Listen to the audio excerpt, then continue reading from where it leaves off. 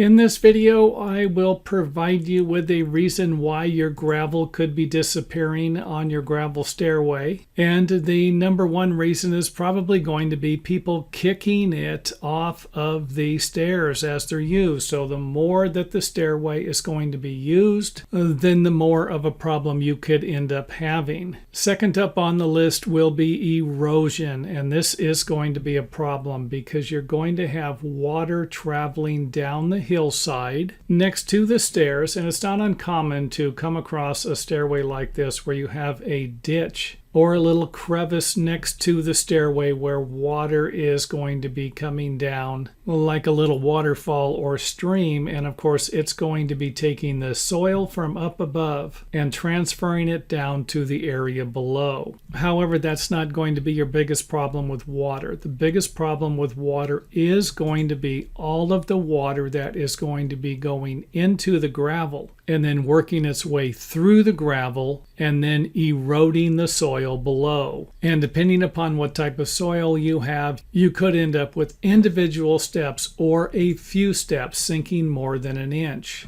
And this is also going to be determined by how you built the stairs and how you're going to place the gravel. If you place the gravel on top of a sloping surface, it's not going to be difficult to imagine the same thing that happens on the outside happening on the inside. So as we start to get a channel or some type of a crevice in the sloping soil, then it's not difficult to imagine the gravel's going to sink in to fill that area up. And as it sinks in, it is going to lower the gravel. As that gravel sinks, you will need to add more gravel. So not too difficult. And even though this isn't how it would happen, I needed to create some type of a picture where you could see the soil sinking.